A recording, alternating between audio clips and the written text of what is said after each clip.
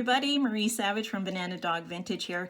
This is the second haul video in the Reseller Life series.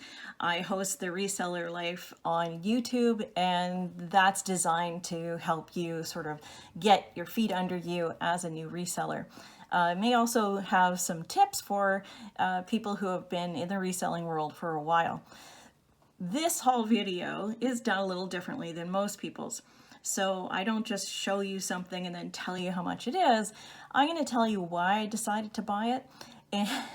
And then later I look everything up again to see how well I did. And I put that here or there so that you find out how well I did. But I think that deciding process is extremely important to all resellers. So I'll walk you through how I made my decisions. Now, usually I look up everything at the store. Sometimes my phone is dying and I really don't do as much research as I should, so we're going to find some bloopers along the way. Here is the first thing I have for you today. I bought this cream and sugar set. Oop, you got that? Cream and sugar set. And I got it for $8, and that's a huge number, of course, and I think you heard that in my last video. I seem to make a lot of huge number decisions, but that's not always the case. But the reason I did it here is because it's kind of an orange, more orange than a yellow color. The pattern is called Hawaii or Hawaiian, and it's by Myatt. So nice maker and in perfect condition and matches orange, which is the color I'm redoing my kitchen in. So really this is one of those things that I will keep if I don't sell it. And I think because it's in perfect condition and it's very still on trend, at least at the moment, I think I won't have any trouble selling it for probably $25 to $30. But you'll see here or here whether that's really a number that's realistic. But that's what I was thinking when I was at the store. Let's find out what I picked up next. Oh, okay. So these are salt and pepper shakers, and I spent $4 on them. But this label here, which you probably can't read too well, it says Georges Briard design. And that didn't mean very much to me until I was watching other resellers who picked up stuff by Georges Briard, and they said they sold very well. So I thought, yeah, okay. So that's one reason I picked them up. The other is they're kind of an unusual shape. That's another good reason. Not a weird shape, just an unusual shape. And they also have this really interesting thing on the top called strawberries. And strawberries also sell. So I have three really good reasons for picking these up. Now, what might hold these back? I'm not very familiar with Georges Briard stuff, so not entirely sure, but look, there is no stopper on the bottom. Now those can be replaced, and I'm not going to replace them. That's a lot of work for not very much return, but whoever buys these might like to replace them. Can you hear that? One of the stoppers actually got stuck inside. I don't know if that's going to affect the sale or not. It wouldn't if it was to me, but some people might turn that down. So I have kind of, I'd say a 60% chance of doing quite well with these, and 40% chance that that's going to stop somebody from buying. Keep that in mind when you're making your choices. Okay, now we're going into the bag. What have I got? Oh, this is really cool. This is, it's called Sakura Warren Kimball. And I'm going to say this is probably mass marketed stuff, but look.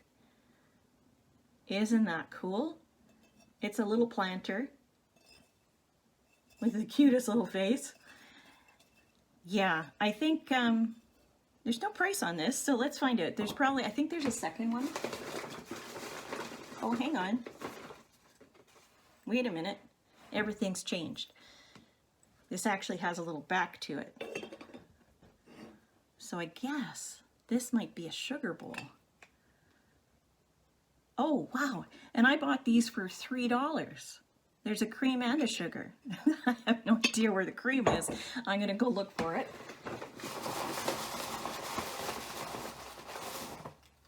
Oh, okay. So I think I did really well on these. This cream and sugar set is gorgeous. And I don't know, it's made in China, so that's not a sort of thing you look for, but I think they're adorable. And I think other people who love cats are going to think they're adorable too. I am guessing when I looked it up at the store, I thought it was worthwhile. And it may not be worth a huge amount of money. I'll find out and put it up there. But these would easily sell locally. So I don't have to worry about the shipping and the fees and all of that. And what I do, by the way, when I sell locally, is I have 2 meeting times during the week. And that's because I'm going in town to do sourcing anyways, or I'm meeting a friend for lunch or something like that. I never go in just to deliver a $5 item. So what I do is I say, I'm going to be in such and such a place at such and such a time, and all of my buyers meet me there.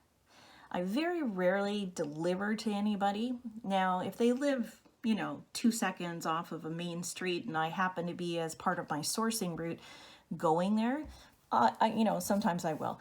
But for the most part, people come to me, and it's pretty simple. I'm in a parking lot underground at Walmart in Victoria, BC.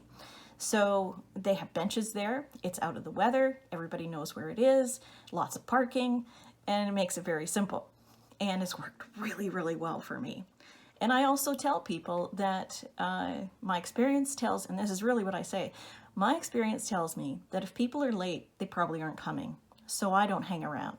And what that has done is people show up on time, and they're happy to do it. They just need to be told that, no, I have boundaries. This is how I do business. I stay. The most I stay is about 5 minutes, and then I leave. I don't even tell them about the 5 minutes because they need to know my time is valuable too. And really, I had to learn that the hard way.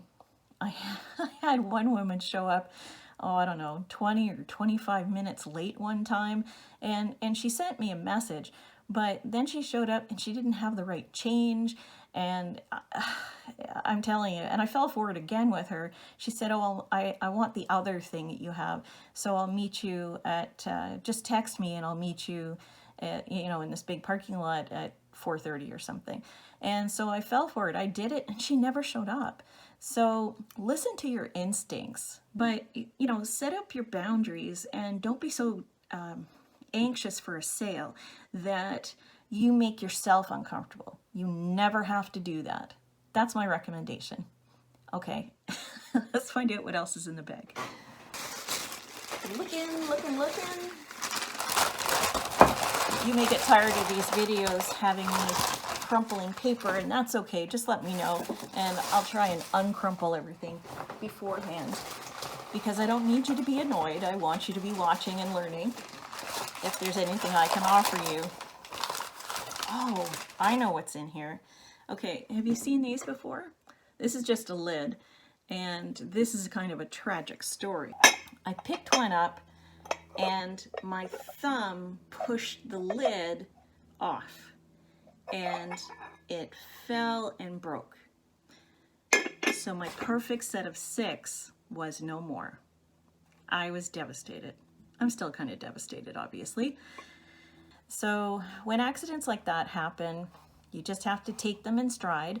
It happens to everybody, whether you drop it at the store, you drop it at home, or when you're pulling it out of the car, or somebody else drops it. Anyways, you have to have that already figured out in your mind, whether or not you can afford it. If every single dime is really important to you, this could be a very tricky business to be in. Not that we don't all want to have the money, we sure do, but you do have to have some cushion so that you're not devastated if something breaks. Okay, I think I'm out of this. I'm finished with this bag, but there's a couple other things lying around. and I'd love to show them to you. Just a sec. I found a whole bag full of Precious Moments stuff. Here's this little guy. He is a whale. You can probably see that. He's a whale, and he is the, part of a birthday train, and he's quite popular online. People often look for him. So I kind of looked for the larger pieces in this birthday train. I saw the birthday train in its entirety donated at a local thrift store.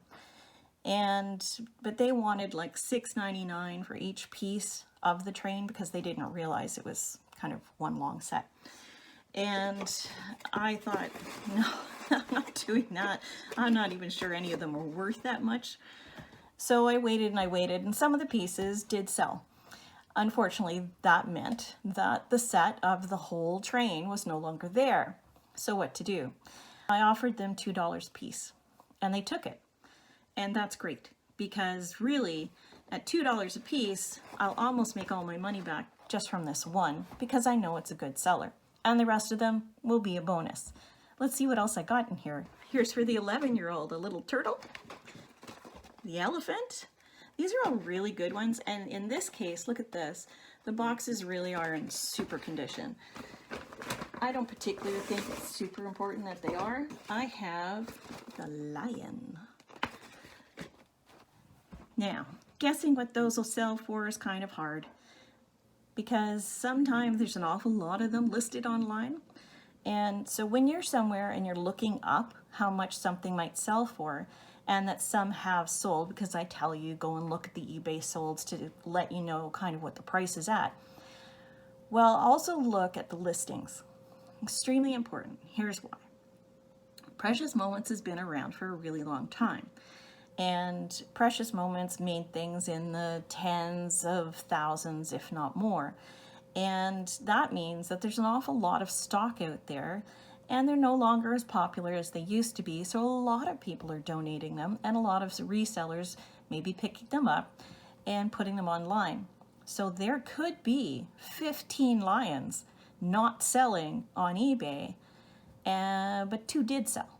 So if I'm only looking at the solds, that means I might think, oh good, it sells for X amount of dollars. I have to look. When it's something this popular, you kind of get that, you eventually get a reseller sense about these things. You say, well, I know there's a whole lot of those out there, so look at the listings too, not to determine your price, but determine whether or not you should buy the thing anyways. Now, for $2 a piece, that was fine for me. I can sit on them for as long as I need to sit on them. I can post them when I think, well, there's only 3 lions for sale right now. I can post instead of when there's 15. So there's a bit of timing that's also a part of reselling. Now, you don't have to worry about that too much at the beginning, but if you're looking at something like Precious Moments and going, oh, those are really popular, well, there's a downside to being popular too, and that's an overstock on eBay. So keep in mind, you always have to look up your items before you leave the store. Otherwise, you could be wasting an awful lot of money. Got myself a summer dress and couldn't find it. Here it is. Okay, so I guess that's the end of haul number 2. And please don't forget to like, comment, and subscribe. I would love to hear from you and know what you'd like to talk about.